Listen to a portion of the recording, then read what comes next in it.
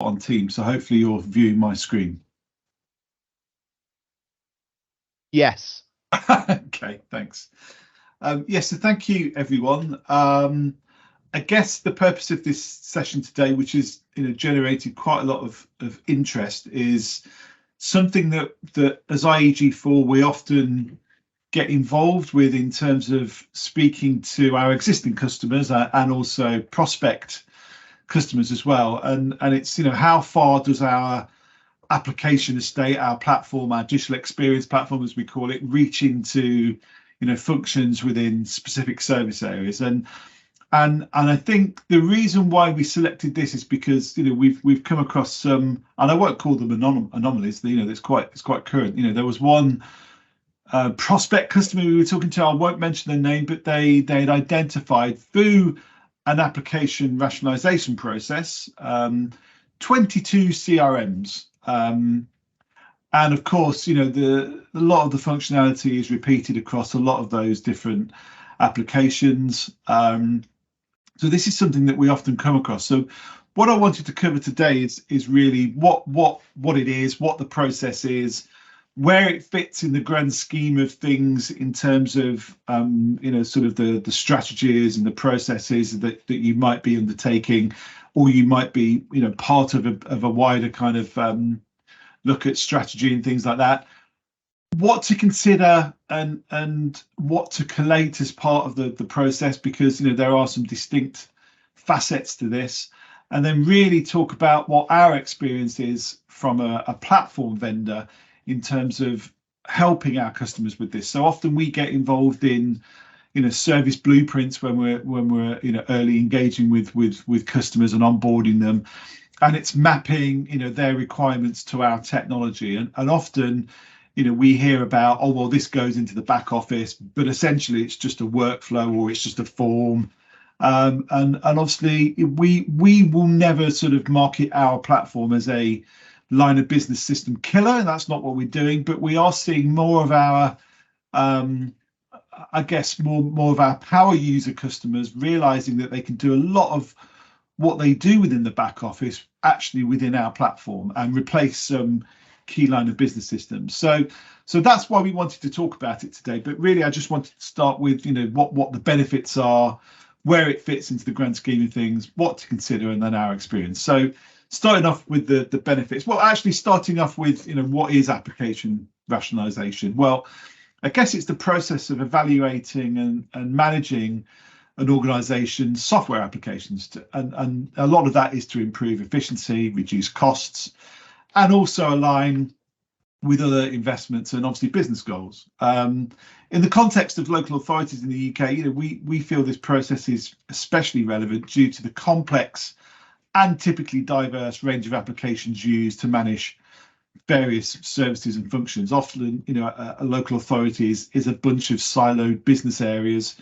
I believe citizens think that they are all joined up, but as we often appreciate, they're not. So the idea for this is to kind of really rationalize, what your estate of applications are, and there are some benefits. Obviously, cost reduction. So by consolidating or eliminating really redundant or underused applications, you can significantly reduce the licensing overhead, the maintenance and support costs. And obviously these have various benefits associated with them, things like improved efficiency. So streamlining the application portfolio leads to more efficient processes, and staff spend less time navigating between multiple systems and more time on doing their job, adding value to citizens. I've spent a lot of time sitting in contact centres behind staff where they get an incoming call and they're potentially having to log into many different systems to service that call. So hopefully a process like this can sort of mitigate that. So enhanced service delivery. So rationalization can improve the quality of services just because of that. Simplified IT landscapes can lead to more reliable and user-friendly services. Obviously, then risk mitigation, reducing the number of apps, can also reduce the risk of data breaches. And obviously, I'm sure a lot of us are aware of some of that. And also potential security threats, as there are fewer systems to secure and monitor, which obviously has better impact on compliance. Fewer apps to manage, becomes easier to ensure compliance with data protection laws, GDPR, things like that, and other regulations. It also means IT staff can focus on maintaining and improving a smaller set of critical apps rather than spreading their efforts across a wide array of systems. And also rationalisation ensures that the remaining apps align more closely to the strategic goals of the local authority, supporting more effective decision making and planning. And the other thing is, a streamlined application estate portfolio can make it easy for local authorities to adapt to new technologies and hopefully respond to the changing needs. There's a lot of stuff coming online over the next year, particularly around AI, and we feel this can benefit that. So the next part is really looking at where this sits in the grand scheme of things. And I'm sure you might be familiar with many of these elements. I'll kind of talk through some of them, but I'm really going to focus on these kind of 6 key green ones in the centre here, which I'll talk through individually. But starting on the left-hand side, the digital strategy is usually the cornerstone of this initiative and should align with the corporate plan and should focus on enhancing customer access, and also emphasising the role of business intelligence and analytics in the transformation journey. And central to the strategy is the digital technology and data programme, which is often underpinned by the enterprise architecture design principles, as we've got here, EA principles. So these principles guide the structuring of service and technology landscape, ensuring that our technology aligns with the requirements of the business. And a critical step in this journey is the assessment of our current IT delivery plan, which involves typically doing lots of thorough options appraisals to evaluate that the solutions you're looking at are fit for purpose. And following this, we delve into the data reference architecture to ensure integrity in the data and accessibility across the organisation. Of course, there's always going to be tactical solutions, where you need to spin up things very quickly. One of the examples I can probably cite recently, well, probably from last year, is the Ukrainian service that we deployed very quickly. So several of our customers needed to have sort of Ukrainian service with a little bit of case management behind, but initially starting from a form. So these are what I will call sort of tactical solutions. But you've got to also keep an eye on what we call contract liquidity to maintain flexibility. So to us, we'll talk about that going forward, but that is also really important. And then when we envision the sort of 2B technology architecture, which is really the goal we're aiming to achieve through the rationalisation process. As part of it, we often associate benefits or benefits realisation, which is a pivotal aspect where we want to measure the success of the initiatives against the outcomes, as well as risk and issue management and quality management, which are crucial for mitigating risks and ensuring high standards. The delivery roadmap and technology roadmap are guides for the execution phase, outlining the timelines and evolution. And you should also explore multi-source delivery options. Lots of our customers, have shared services, and sometimes they can compound the number of apps. So being able to look at that from a higher point of view is also important.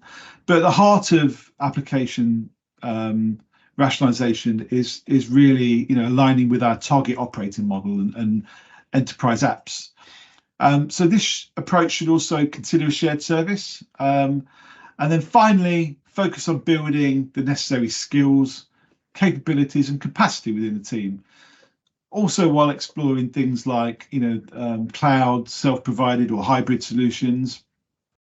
And obviously, one of the benefits is the knowledge and support overhead required from staff. So, in summary, rationalisation project or this project is really about aligning your digital capabilities and strategic objectives and enhancing efficiencies. So that's kind of an overview. But as I mentioned, we're going to sort of focus on these kind of 6 key areas, and what I would say is the approach that we've seen that works.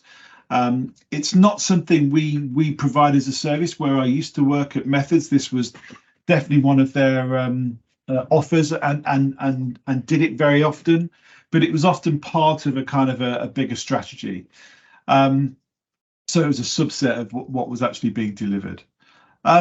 So focusing on these 6 things, what I wanted to do now is just kind of go through each one individually and really talk about, the approach. So starting with the service and technology landscape, this should focus on the business use of technology to deliver your services. It should map technology components to service and business capabilities, identifying common components, service patterns, and how they underpin the service delivery as a whole. So through the analysis of this information collected, it will identify potential opportunities for simplification, rationalisation, and combined with the enterprise architecture design principles are the base products for the remainder of the deliverables, which I'll go through. So the approach should be conduct a series of interviews with IT application owners, gather their current aspirational use of digital data and technology, and then conduct a series of interviews with IT services. So moving on, we'll then look at contract liquidity view. So this provides a visual overview of all the common and commercial support information that is used. When I was working at Methods, we often came in to kind of do these processes, and often what blocked, the service area going out and buying or procuring a new platform is that they just didn't align with, what the overall objectives were. So they were some councils were trying to deliver an app, but the cost of change, for example, if you're looking at a social care platform, you're probably looking at maybe 18 months to migrate from that. So having a view of the contract liquidity as part of this process is really important. So this view will provide information about the future decision points that are required for each system based upon options for renewal, time to procure, and time to implement. So it's a key part of the document that informs the production of the technology roadmap. And as part of this, you should solicit these sorts of information. So what the system is, what the vendor is, contract start date, duration, value, the framework, extension options, because all of those can influence, whether is it easy to renew, whether we should be looking at an alternative, and what the options are for renewal, and also the time to procure. If you're going through a framework, that could be a lot easier, but if you're doing a full tender, that could be 6 months in sometimes. And then time to implement should also be there. But one of the things I think I probably missed is also cost of change. So there's always an overhead in changing platforms. Obviously, with our platform, we try and make that as easy as possible. But with other platforms, it might not be so straightforward. So that's something always to consider. The next aspect is their options appraisals. So these should be really a formal evaluation of the range of options for a particular business problem, and to evaluate options. 3 main themes for investigation are used, really. So desirability, so the degree to which option meets the strategic options and priorities of your stakeholders. Viability, the degree to which each option is financially viable and sustainable. And then feasibility, the degree to which each option can be implemented. So these themes are mapped to specific criteria against which option is evaluated. And this leads to a final recommendation about preferred option, which can then be taken forward either through a business case. And the approach should be similar to before: desktop-based research, engagement with stakeholders, and production of an output which is agreed and essentially signed off through the EA principles. So next is the EA principles, as I talked about. Someone doing a big sigh there. Hopefully I'm not boring people. Enterprise architecture design principles are really high-level statements of the fundamental values that guide business information, IT, decision-making and activities. And these are the foundation for business and IT architectures. So the enterprise architecture principles should cover 4 key areas. So business principles provide a basis for decision-making. Data principles provide guidance on data use within the council, and application principles, so provide guidance on the use and deployment of IT apps. And then finally, technology principles. We're then moving on to data reference architecture. So a data reference architecture defines the processes to capture, transform, and deliver usable data across the business. And most importantly, it should identify data sets that people will consume and, if there are unique requirements. So the workshops are an example of an architecture model which can be calibrated for the council's specific requirements. And next, we've then got the approach to the technology roadmap. So this should be a visual representation of the proposed activities that are required. The roadmap should focus on business applications and the infrastructure, and also not primarily focus on the wider infrastructure or corporate systems where available. These will be incorporated into the roadmap. And this should set out the portfolio of technology initiatives to the technology framework against the council's objectives. So in our experience, where we get involved in this is often with service blueprints. So when people are onboarding, or indeed if they've had our platform for several years and they're looking to bring more services on, we often encourage getting involved in the service blueprinting simply because we can use that to kind of map to the features within our platform. Often the staff that were involved in the early implementation of our platform perhaps have moved on, so the experience of using our platform might have gone from the sort of consciousness within the council. So we always try and get involved in these processes really to try and map our features. But also for me as product director, it's a great way to kind of understand what we perhaps need to be building into our platform to kind of enable people to be able to use it better. So I'll talk through some of the things that we go through in this process, and really it's starting off with what are the touch points. So typically we'll work collaboratively with the council to identify the range of services offered and the various touch points, and these steps ensure that we really understand what the council's service landscape is. We'll also work on mapping the current state. So the current processes and workflows for each service are mapped out. Often when we go in, some of the traditional line of business systems have been designed around paper processes that were in place 20, 30 years ago. And, digitizing is not necessarily looked at efficiency. It's actually just digitize what used to be on paper.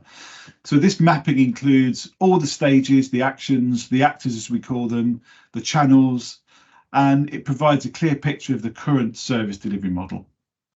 What we then try and do is identify any pain points, but also some opportunities. So this involves detailed mapping where we in the council can identify inefficiencies, any redundancies, any areas that need improvement, opportunities for digital intervention or process optimization. And then, of course, we want to be able to align these with the capabilities of our platform, which is really crucial. And this involves, matching specific requirements with the features of our platform. It's really about perhaps, retraining them how to use our platform.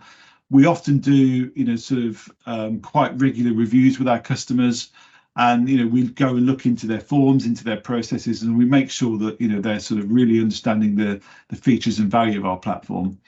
And often we've seen, particularly in my previous role at Methods, we've seen councils replace entire platforms when it really wasn't the platform's fault. It was really that they'd lost the skills of the previous platform. People had moved on, and that caused the skill gap.